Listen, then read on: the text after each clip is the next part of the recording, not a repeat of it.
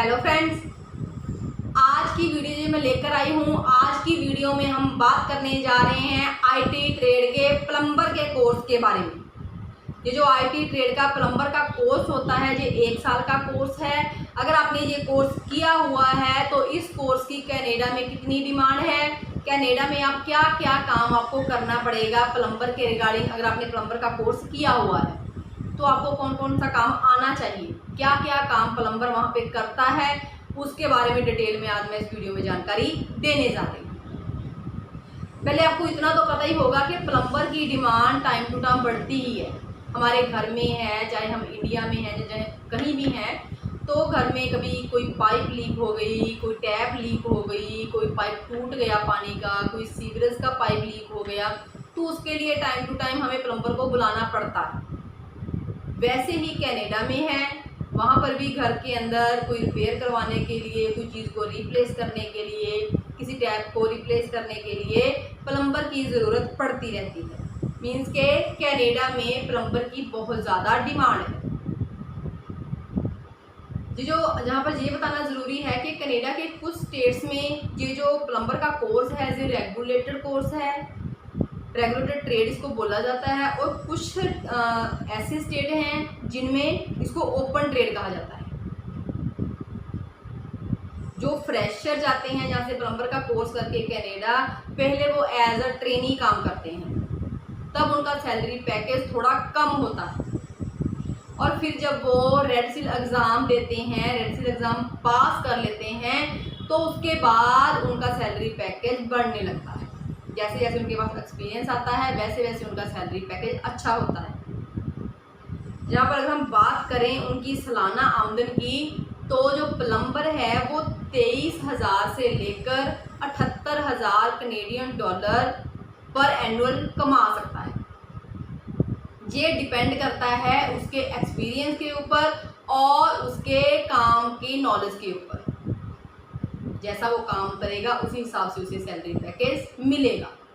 तो जो बच्चे प्लम्बर का कोर्स करके जाना चाहते हैं ना, उनको मैं यही कहूँगी कि अगर आप प्लम्बर का कोर्स कर रहे हो या करना चाहते हो तो प्रैक्टिकल नॉलेज प्रॉपर ले लो। अगर आपको प्रैक्टिकल नॉलेज होगी तो ही आप फॉरेन कंट्री जाके सेटल हो सकते हो, क्योंकि वहाँ पर आपकी प्रैक्टिकल नॉलेज चेक की जाती है कि आपको कितना काम आता है। डेफिनेटली अगर मेहनती हो, अच्छा काम करते हो, तो बहुत थोड़े टाइम में आपका सैलरी पैकेज अच्छा हो सकता है। आप रेड सील एग्ज़ाम दोगे, उसके बाद आपको सैलरी पैकेज अच्छा मिलना शुरू हो जाएगा। और जो इंटरनेशनल स्टूडेंट हैं, वहाँ पर परमानेंट रेजिडेंसी ले चुके हैं, अगर उनकी सैलरी कम है तो उनको 2 महीने का कोर्स प्लस 8 महीने की ट्रेनिंग 4 साल के लिए करनी पड़ेगी। जिस भी एम्प्लॉयर के पास वो ये करेंगे वहाँ उसे सैलरी भी मिलेगी, लेकिन वहाँ पर पहले साल मिनिमम वेजेस मिलेंगे, दूसरे साल आपको $25 प्रति घंटे के हिसाब से मिलेंगे, तीसरे साल $30 मिलेंगे और चौथे साल $35 प्रति घंटे के हिसाब से जो आपको जो सैलरी है वो मिलेगी। तो अब मैं आपको ये बताऊंगी कि ये प्लम्बर जो है वो कनाडा में क्या क्या उसको काम करना पड़ सकता है। नॉर्मल रूटीन वाला काम ही है जो जहाँ पर इंडिया में लोग करते हैं प्लम्बर, वही काम वहाँ पे है, लेकिन फिर भी थोड़ा बता देती हूँ कि कनाडा में क्या क्या काम करना पड़ता है। सबसे पहले जब कोई घर तैयार होता है तो आर्किटेक्ट होता है, वो आपको घर का पूरा नक्शा बना के देता है। तो वो जो घर का नक्शा बना हुआ है उसके अकॉर्डिंगली ही आपको सारी फिटिंग करनी पड़ती है। जहाँ पर वॉशरूम है, जहाँ पर टॉयलेट है, जहाँ पर पाइप की फिटिंग करनी है आपने, जहाँ पर किचन है, जहाँ टैप्स लगेंगी और यहाँ पर आपका वॉश बेसिन लगेगा, तो बाथटब लगेगा, ये सारा कुछ आपको पहले बता दिया जाता है। तो ये सारी फिटिंग का काम प्लम्बर के द्वारा ही किया जाता है। वहाँ पर क्या है, कनाडा में मोस्टली जो पाइप्स होती हैं प्लास्टिक की होती हैं, जो कॉपर पाइप यूज़ की जाती हैं। गर्म पानी और जो ठंडे पानी के लिए पाइप्स हैं वो अलग अलग कलर की होती हैं। उनको कैसे जोड़ना है, पानी का जो सप्लाई है उसको पाइप के थ्रू अंदर कैसे लेकर आना है, टैप्स कैसे फिट करनी है, कहाँ कहाँ किस किस चीज़ की रिक्वायरमेंट है, वो सारा कुछ प्लम्बर ही देखता है। ये सारी सेटिंग प्लम्बर के जिम्मे ही होती है, ये सारा काम प्लम्बर ही करता है। और लेआउट करना पूरे पानी का, अलग अलग जो एक्सेसरी है उसके साथ सामान को जोड़ना, ये सारा काम प्लम्बर के द्वारा ही किया जाता है। सही जगह पे सिंक लगाना, सही जगह पे बाथटब लगाना, सारी टैप्स लगाना, और जो पाइप हैं पाइप के जॉइंट सही ढंग से जोड़ने ताकि पानी की लीकेज ना हो। तो ये सारे काम प्लम्बर के द्वारा ही किए जाते हैं।